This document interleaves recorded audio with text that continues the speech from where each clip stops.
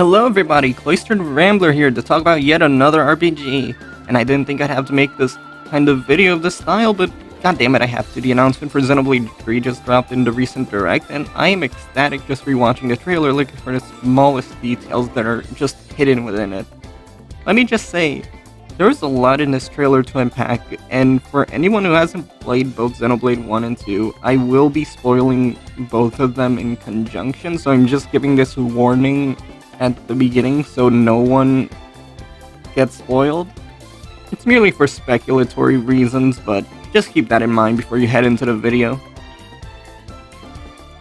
Okay, I think all the newcomers are gone. Anyways, starting off, we have a battle going on at the start of the trailer. One key thing to keep in mind that we saw at the end of the trailer is that both worlds are finally combined. It actually happened. It was really obvious for fans who played 1 and 2 that both Uriah and the Mikana's sword are adjacent to one another, with Uriah cleaved in 2. I was already too damn hyped watching the trailer to even notice, but I want to start off by talking about the world of the game. There's so many locations that are making a comeback in one form or another. We've seen as of now what seems to be Gormont with the Sword of the Mikanas towering over what seems to be the remains of Great Spine Boundary, where Uman's shipyard was located. We've seen the one clip of the boat that looks a hell of a lot like the junks from Xenoblade 1, and as of now I've seen no one mention how that looks a lot like the Leftharian archipelago.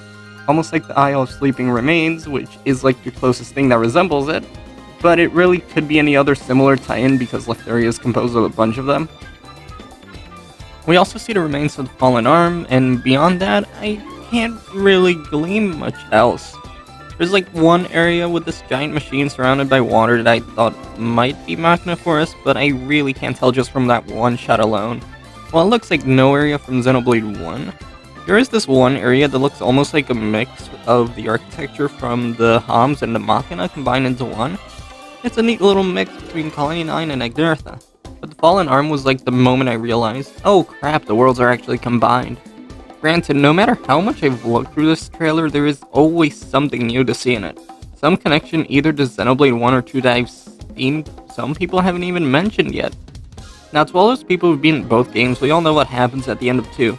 Klaus in his final moments creates Elysium before the conduit finally disappears and the space elevator begins to collapse. We see the result of that in the trailer. We see the landscape in a clip where the distant fingertip from the fallen arm is located. Despite the game reusing areas though, there is nothing in that shot that I can immediately say I recognize apart from the distant fingertip. Or not so distant considering it's so close to the camera. Granted, there's a bit of land that looks like Gower Plains and an area inside of it that looks like Villera Hill. Granted, it's so far away from the camera that it's hard to tell. Besides that, there's not much else to add, but there is still more to cover. When it comes to gameplay, there's not really anything besides the vehicular exploration and the 4th party member on the field. It's safe to say the blade system won't be returning in the same form as in 2, but I wouldn't completely discount some aspects of blades in 2 being involved in the combat, just not as extra party members, of course. That's just me speculating though. However, I'd love to see the continued evolution of the battle system of 1. Now, I love the blade system a lot, easily my favorite RPG battle system. However, it doesn't seem like it'll be making a return going off the fact that the blade system won't be as important. Whatever system they do implement, though, I know it'll be good. I mean, it's Monolith Soft. If you look at the playtime I have for Xenoblade 2, yeah, tell me that these games aren't fun. Jokes aside, I hope they bring the best of both games to the table because Monolith Soft knows how to deliver on really engaging combat systems, worlds, and exploration. Also, we can clearly see item orbs are back again. I'm really happy about that since I wasn't too big on how collection points work and they sort of killed the pace of the game when you had to make a stop and just see the collection animation play out. That's just me, I guess, but I prefer item orbs because they just let you continue walking. Hopefully we get to see a return of the Collectopedia as well because that was really fun to fill out. It was almost added to 2, but it seems like it was removed at the last minute, which is a shame. It really made collecting feel like a really fun and rewarding thing to do in the game. You got some really nice incentives to collect too, like gems, which was like the only reward you got, but they were really helpful throughout combat. Also, while it's not gameplay related, the visuals of the game look absolutely beautiful. I love the cell shading and the designs for the characters and the look of the world all blend in seamlessly with one another. I'll be speaking about what I want to see at the end of the video, so stay tuned to that part. I have more to say, but I don't want to harp on about gameplay forever. Also, before heading to the next segment, I should probably mention the name of the game's world. It's called Ionios. I forgot to mention this, and already recorded the one part of the segment where I was talking about the world, but we'll ignore that clip up. It never happened. Okay, moving on. Granted, I did bring up characters, so, to anyone who doesn't know the name, every single main character we saw so far has a name. We have Noah, the main character, Soldier the Keys, and an Offseer, which we really don't know what that is yet. We have Lance, who's basically just Rhine, allied to Noah, wielding a great sword that doubles as a shield, Uni, the sharp-tongued childhood friend that specializes in healing, who's basically just a stand-in for Fiora, Mio, another Offseer and secondary protagonist, as well as Soldier to Agnes. We also have Taion, a tactician fighting with Mio. We also have Senna, allied to Mio, and Taion, wielding a shield hammer from the looks of it. We have Masatsugu Saito coming back again to design the characters, and while I didn't hate the designs from 2 like some people did, for that crowd that did, he eased up on the fan service a little, so you're all going to likely love the designs. I love the designs. They look like a good middle ground between the best parts of 1 and 2's character designs. From the looks of it, the main protagonists are going to be Noah and Mio. They're mostly side by side. There's like one scene where they're fighting each other, but we don't really know what that's about. One thing to note about Mio is that not only does she look a lot like Nia, she also has the same weapons as well. The chakrams are making a return again. Besides that, though, both of them are what are called Offseers, people who mourn those that have departed in the midst of battle. And what part these Offseers play in the story, we really don't know yet. All I can assume is that considering that Ether is a big aspect of Xenoblade's world, that Ether might have a lot to do with it. There's this one part where Noah's playing the flute and we can see glowing orbs that seem to be Ether. I'm going off this one cutscene in Machina Forest, which, while playing Xenoblade again, I was like, oh, that looks a lot like this one part where the one girl has those glowing orbs around her that looks like the ether that was dispersed around Melia. That was a long sentence. Besides that, the trailer didn't really lay out the story super clearly, but it's enough to just have fun theorizing until more information comes out by E3 or something. For those wondering where I got this information from, it's from the My Nintendo website. I will be linking it in the description for those who want to see more and for any future updates that might happen on the page. That aside, we also get a look at someone who looks like Fiora or possibly Klaus. I really can't tell and there's nothing to go off of it, but it's interesting to take note of. There's also 2 people at the end of the trailer who are probably, very likely, although yet unconfirmed to be, until further notice, the heartbroken duo of Melia and Nia. I suppose being turned down by the protagonists of their respective game may have led them to war against each other. Jokes aside, we don't know entirely if it's them or why they're in conflict, but there's still clues like the Flesh Eater core crystal and the signature Melia hairstyle, Hyantia mask, and wings. They also seem to be voiced by the same voice actors. So that's another clue, I suppose. Also, a lot of people have been mentioning this one guy that was shown in the trailer that looks a lot like Vandam. He even seems to have the same voice actor too. A possible case of going back to reincarnation as a plot point, maybe? The Xeno series has touched on a little plot point before. I'm kind of reaching, but yeah. But we'll see eventually. It could just be a case of a Sid kind of character or Vandercom sort of character where you just make little appearances and have the same name. I mean, so far they've all had the same mark on their face, except Colonel Vanguard because the world fears him enough that he doesn't get an X-shaped scar on his face.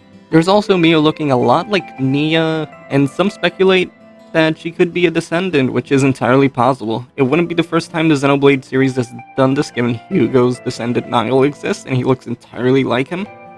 There's also Rex possibly being a descendant of Adam, but we have no idea if that's the case as far as I know. So really, at this point, it's kind of up in the air. Now, Lance and Senna, it was kind of unclear at first whether Lance was Machina or Indoline, but Senna is kind of clear. Senna seems to be a blade, mainly due to the ether lines on her body. This means blades exist in some form. Whether they have a bond to drivers or not anymore is beyond me, because we can see Blades, or at least Senna, acting independently, which for all we know could have been a part of Klaus's new world, or some kind of biological engineering akin to flesh eaters. We can not really say for sure at this point. I'm kind of just speculating again, because that's all I can do until the game comes out. And as far as I can tell, it seems Lanz is probably just Machina. Some people were kind of unclear on whether he was Indeline or Machina, but now it's sort of clear. I mean, he has the markings on his face of Machina, and he even has the signature red eyes. I was originally leaning Indeline until someone pointed that out. Uni, she's obviously High Entia, and Mio is just Gormati, so the Gormati are back. We basically have every single race from Xenoblade 1 and 2 at this point. I don't know if the term Homs will be used anymore, considering both worlds are combined, but no, it's just human for lack of a better term. Anyways, a story. When it comes to plot, there's two warring nations, Keeves and Agnes. Keeves being the one with piloted or mechanical weaponry, and Agnes relying more on automated weaponry with a focus on magic and ether. And I honestly don't know if the two terms are interchangeable, considering that sort of was the case with Xenogears, but who knows? Going off of this, it's safe to assume Melia is Keeves and Agnes is Nia, and I mean, the site kind of makes it obvious anyways. Also, I'm just calling them that until we find out more. But anyways, it'll be interesting to find out how the dynamics of both worlds combining will flesh out in the game. To make it easier to distinguish the two nations though, Keeves has the blue lights on their mechs, Keeves has green. Bravo, we're all detectives, let's go. Also, scrolling through Twitter, the place all intellectuals go, someone posted a cutscene from Xenoblade 2. There's one line in particular from it that really struck home when thinking about the premise of the game. Both nations in the world of Ionios are hostile. At this point, we don't know if there is even a place called Elysium, or how much time has even passed. All we can guess is that Ionios is comprised of the remains of the Bionis and Mechanis, and Elysium. As for how the sword got near Uriah, who really knows, honestly? That has me very curious. But that aside, I'm going to quickly play Jin's lines. You still got it, but so do we. Oh no, you don't! The power to manifest what you imagine. Truly awesome. That power comes from the Architect. Why do you wield it for mortal's sake? To get to Elysium! And then what? Open it up to humans? Share it out between them? Do you even need to ask? Obviously! And then what? Can't you see where that leads? What are you saying? Humans will make Elysium into another Mortha. Just as they did with Torna 500 years ago. I won't let that happen! And after you die, what then? Who will stop the inevitable? Isn't that the reason that you Blades exist? What? And when I'm not around to stand by you in that effort, someone else will!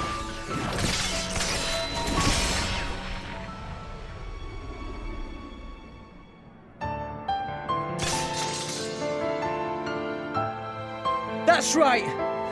When a person dies, that's it for them. But their thoughts and memories will always be passed on to someone else. Isn't that the same with you Blades? Your past selves get passed down to someone else to become your new selves? Isn't that how you've always lived? We're no different! So it seems so far that Jin had a point. In Xenoblade 3, the cycle of conflict continues. Kind of expected, considering war is basically a topic that the entire Xeno series has covered up to this point, again and again, multiple times. Even Future Connected has conflicts going on. I'm not sure if it was between Machina or Homs or Hyentia, but it's been a while since I played Future Connected. Again, we don't know much about the story or how it will all play out, but guessing is all part of the fun, honestly. You can never really tell, and I love that about the Xeno series. Touching on Noah real quick, he has a weapon that looks just like a Monado. Whether it is one or not is beyond me and everyone who's watched the trailer. It even has a central piece that looks mechanical, kind of like Shulk's Minato Replica X in Future Connected.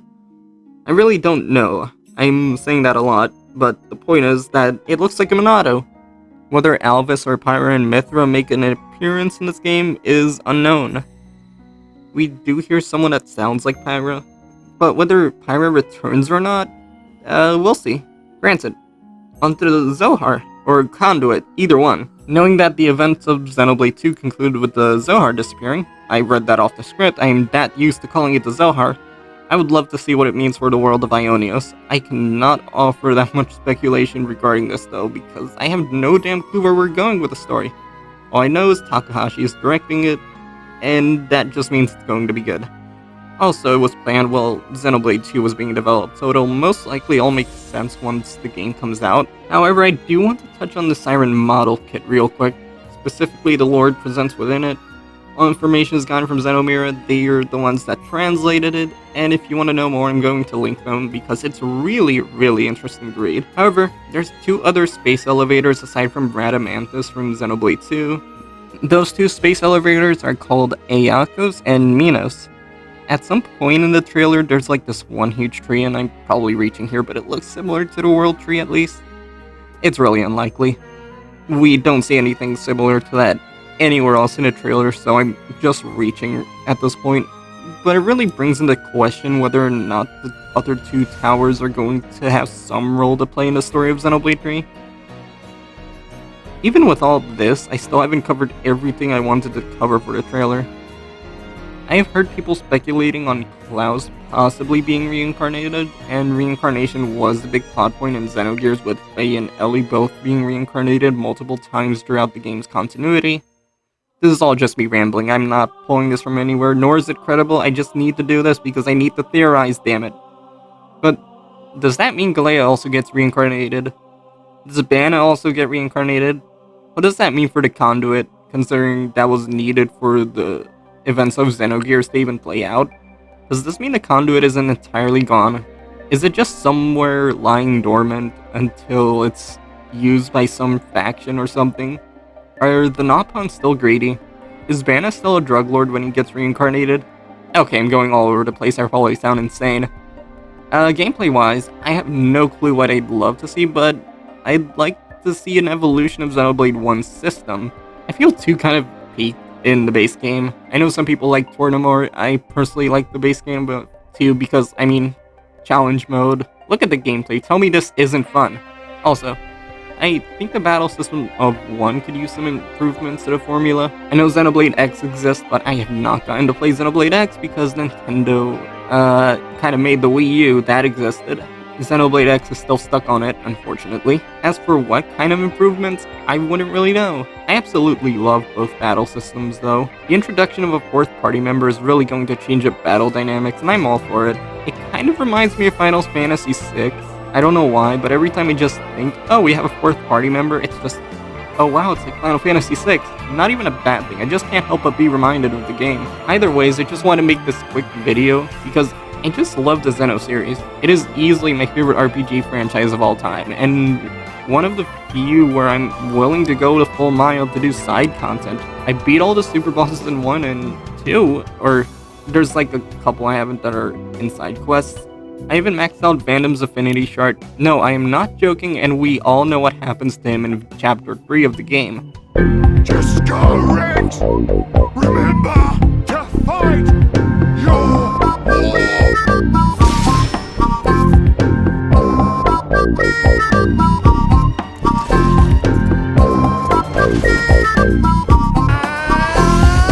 This is easily a day 1 purchase for me, honestly. I might make another video on this, because I never got to cover everything. There's too much in this trailer to go over. And at the risk of delaying my Chaos Child review, I'm going to do it. But there's so much that's related even to older Xeno games, I just need to touch on it again. Stuff I didn't get to touch on in this video because I needed to speak my mind on it as fast as I could. The visuals just look great, honestly. It seems like a lot of the rumors from last year are true and probably just spot on. The only downside is that everyone we know in the first game is probably dead, except Melia and Nia and probably Pyra and Mithra. Alvis, maybe not Ed, but most of them, yeah. But we'll see how their actions pave the way for the game's future really soon. We just have to wait for more details, and we only have to wait until September. Expect me to make another video on this game because I am not done yet. There's so much I didn't get to touch on, and I've said that multiple times, but if you enjoyed the video and have more to add, let me know, because just discussing this game in and of itself is really fun. Anyways, I'm done. I ran out of things to talk about. Have a damn good day.